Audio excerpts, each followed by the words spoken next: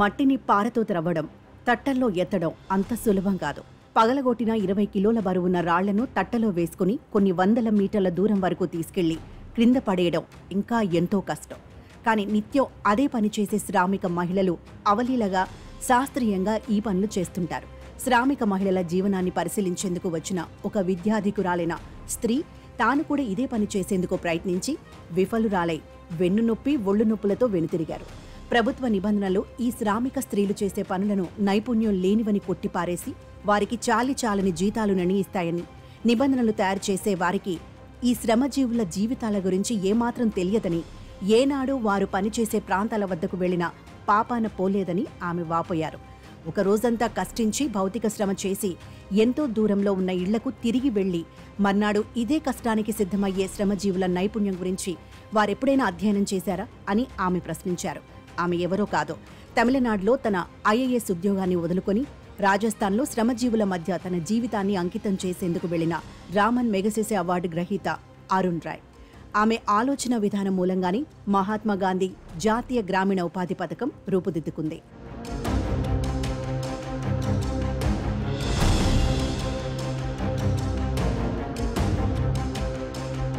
ప్రజల కోసం పనిచేసే ఇలాంటి సివిల్ సర్వీస్ అధికారులు మనకు అరుదుగా తటస్థిస్తారు. బిఎన్ యుగంధర్, ఎస్ఆర్ శంకరన్, బిడి శర్మ, కేబి సక్సేనా, కెఆర్ వేణుగోపాల్ ఎందరో అధికారులు ప్రజలకు అనుకూలమైన పథకాలను రూపొందించి అమలు చేయడంలో విజయవంతమయ్యారు. ప్రభుత్వ అక్రమ ఆదేశాలను అమలు చేయబోమని ప్రతిఘటించి బదిలీలకు గురైన అధికారులు ఎందరో ఉన్నారు. రాజస్థాన్లోని చిత్తోర్గఢ్లో ఒక ఎమ్మెల్యే వచ్చినప్పుడు లేచి నిలబడని క్లర్కును తొలగించమని వచ్చిన ఆదేశాలను పాటించినందుకు డాక్టర్ సమిత్ శర్మ అనే కలెక్టర్ తానే బదిలీ కావాల్సి వచ్చింది. అందుకు నిరసనగా 12,000 మంది సామూహికంగా సెలవుపై వెళ్లినా ప్రభుత్వం పట్టించుకోలేదు.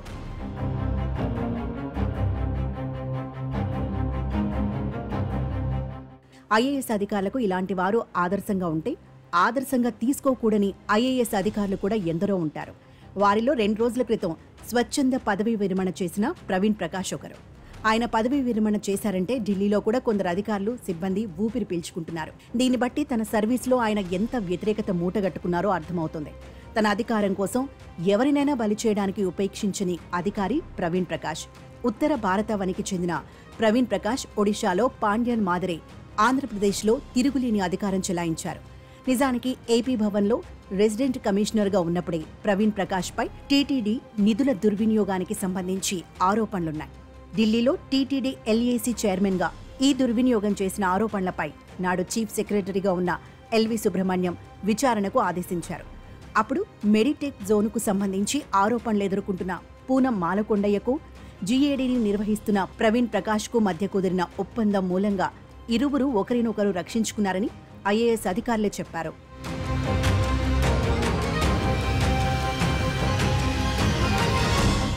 రెండు 2019లో తెలుగుదేశం, బీజేపీకి మధ్య దూరం పెరగడానికి కారకుల్లో ప్రవీణ్ ప్రకాష్ కూడా ఒకరు. తెలుగుదేశం ఓడిపోయిన వెంటనే జగన్ శిబిరంలో చేరారు.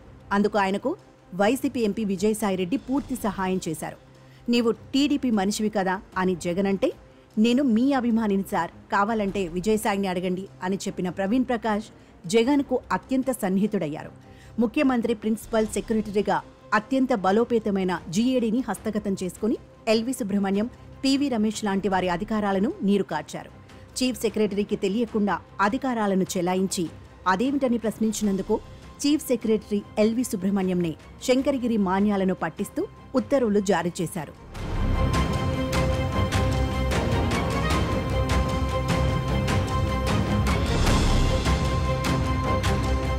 ఆయన తర్వాత ఢిల్లీ నుంచి నీలం సహానిని రప్పించి చీఫ్ సెక్రటరీ చేయించిన ప్రవీణ్ ప్రకాష్ ఆమెకు కూడా తెలియకుండా వందలాది జీవోలు జారీ చేశారు. నీలం సహానికి తెలియకుండానే ఆమె సంతకంతో జీవోలు తయారయ్యేవి. రాత్రి 3 గంటలకు కూడా జీవోలు విడుదలైన సందర్భాలున్నాయి. ఆ రకంగా ఫైల్ సిస్టంలో సిఎస్ను జీరో చేసిన ఘనత ప్రవీణ్ ప్రకాష్కు దక్కింది. చివరకు ముఖ్యమంత్రికి వచ్చే ఫైళ్లు కూడా తన వద్దకే తెప్పించుకుని నిర్ణయాలు తీసుకునే అధికారం సంపాదించుకున్నారు. ముఖ్యమంత్రి అనుమతి అవసరం లేదు అని తానే కొట్టి పారేయడమే కాక, తానే ఎలా చేయాలో మంత్రిత్వ శాఖ కార్యదర్శులను నిర్దేశించేవారు. కొందరు అధికారులు ముఖ్యమంత్రికి ఈ విషయం గురించి చెప్పినా ఆయన పట్టించుకునేవారు కాదు. దీంతో అర్ధరాత్రి కూడా అధికారులకు ఫోన్లు చేసి వేధించడం, రాత్రి పొద్దుపోయే వరకు సమావేశాలు నిర్వహించడం చేసేవారు. నీలం సహాని తర్వాత ఆదిత్యనాథ్ దాస్ చీఫ్ సెక్రటరీ అయ్యారు. ఇండియా సిమెంట్స్ కేసులో తనతో పాటు ఆరోపణలు ఎదుర్కొన్నందుకు జగన్ ఆయనకు ఈ అవకాశాన్ని కల్పించారు. అయితే ఆదిత్యనాథ్ దాస్ పదవీ విరమణ చేసిన తర్వాత ఆయన పదవీ కాలాన్ని 3 నెలలు పొడిగిస్తూ ముఖ్యమంత్రి చేసిన ఉత్తర్వులను కూడా ఢిల్లీ పంపకుండా ప్రవీణ్ ప్రకాష్ దాదాపు 15 రోజులు తన దగ్గర పెట్టుకున్నారని సమాచారం. దీంతో ఆదిత్యనాథ్ ఆ ఫైల్ ఢిల్లీకి పంపవలసిందిగా ప్రవీణ్ ప్రకాష్ను కాళ్లావేళ్ల బతిమిలాడాల్సి వచ్చింది.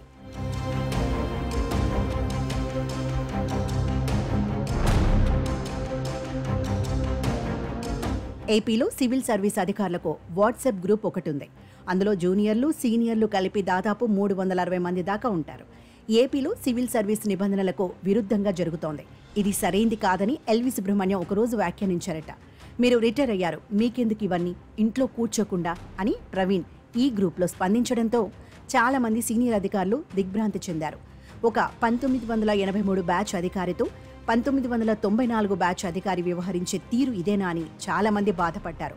ప్రవీణ్ అంతటితో ఊరుకోకుండా ఆదిత్యనాథ్ దాస్తో కూడా ఎల్వీకి వ్యతిరేకంగా ఈ గ్రూప్లో కామెంట్లు పెట్టించారట. దీంతో మనసు గాయపడ్డ ఎల్వీ వాట్సాప్ గ్రూప్ నుంచే తప్పుకున్నారు. తన ఫైల్ ఢిల్లీకి పంపించాలంటే ఎల్వీపై కామెంట్ చేయాలని ప్రవీణ్ ప్రకాష్ ఒత్తిడి చేశారని ఆదిత్యనాథ్ దాస్ తన తోటి అధికారులకు చెప్పి బాధపడ్డారని సమాచారం. ఎట్టకేలకు ఆదిత్యనాథ్ దాస్ సర్వీస్ పొడిగింపునకు అనుమతి లేక ఆయన పదవి ముగిసే చివరి రోజు లభించింది. ఆదిత్యనాథ్ దాస్ తర్వాత ప్రవీణ్ ప్రకాష్ చీఫ్ సెక్రటరీగా సమీర్ శర్మను రప్పించారు. నిజానికి ప్రవీణ్ ప్రకాష్ ఢిల్లీలో ఉన్నప్పుడు సమీర్ శర్మను సెక్రటరీగా ఎంపానల్మెంట్ కాకుండా అడ్డుపడ్డారు.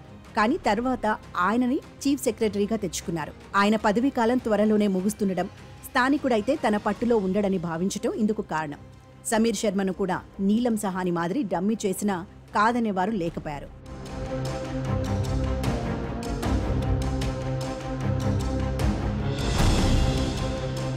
ఏపీ ప్రిన్సిపల్ సెక్రటరీగా ఉన్న ప్రవీణ్ ప్రకాష్ తరచూ ఢిల్లీ వచ్చేవారు. తరచూ వారాంతాలు ఇక్కడే గడిపేవారు. ఢిల్లీ వచ్చేందుకు వీలుగా ఆయన తనకు తానే స్పెషల్ కమిషనర్ ఏపీ భవన్గా కూడా నియమించుకొని బిజినెస్ క్లాస్లో ప్రయాణం చేసేవారు. ఢిల్లీలో ఏం చేసేవారో, ఎక్కడికి వెళ్లేవారో అన్న విషయాలపై ఊహాగానాలు ఎన్నో చెలరేగేవి. చాలాసార్లు రాజ్యసభ సభ్యుడు విజయసాయిరెడ్డి క్వార్టర్లోనే ప్రవీణ్ ప్రకాష్ బస చేసేవారు. విచిత్రం ఏమిటంటే జగన్ శిబిరంలో చేరేందుకు తనకు సహాయపడ్డ విజయసాయిరెడ్డిని ఆయన ధిక్కరించారని ఒక అధికారి చెప్పారు. విజయసాయిరెడ్డి కోరిన ఒక బదిలీ చేసేందుకు ప్రవీణ్ ప్రకాష్ నిరాకరించారు. దీంతో వారి మధ్య వాగ్వివాదం పెరిగింది. ఈ విషయం తెలిసి జగన్ వారిద్దరినీ తన వద్దకు పిలిపించారు. నేను మీ సెక్రటరీని, నన్ను తిట్టారంటే మిమ్మల్ని తిట్టినట్లే కదా అని ప్రవీణ్ ప్రకాష్ జగన్కు చెప్పారు. దీంతో ప్రవీణ్ ప్రకాష్కు క్షమాపణ చెప్పాల్సిందిగా విజయసాయిరెడ్డిని జగన్ ఆదేశించారు. చేసేదేమీ లేక విజయసాయిరెడ్డి ప్రవీణ్ ప్రకాష్కు క్షమాపణ చెప్పాల్సి వచ్చింది.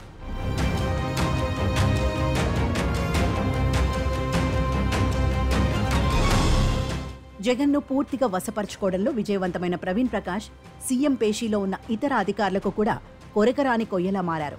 ఈయనను ఎలా పంపించాలా అని ప్రతి ఒక్కరూ అనుకునేవారు.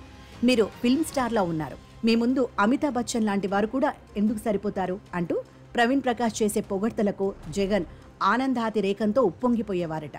ప్రవీణ్ ప్రకాష్ తీసుకున్న నిర్ణయాలు న్యాయస్థానంలో ప్రశ్నార్థకమైన జగన్ గ్రహించలేక న్యాయ వ్యవస్థని తప్పుపట్టేవారు. విద్యాశాఖ ముఖ్య కార్యదర్శిగా ఆయన తీసుకున్న నిర్ణయాలపై ఉపాధ్యాయులు తీవ్ర నిరసన తెలపడంతో కొందరు అధికారులు ముఖ్యమంత్రికి ఫిర్యాదు చేశారు.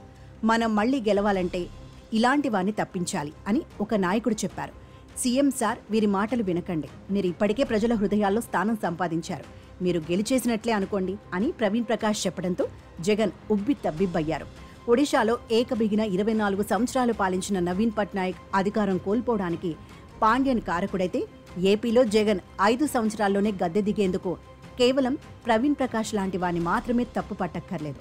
స్వయంగా వివేక భ్రష్టులైన వారికి ఇలాంటి అధికారులు మరింత తోడ్పాటును అందిస్తారు.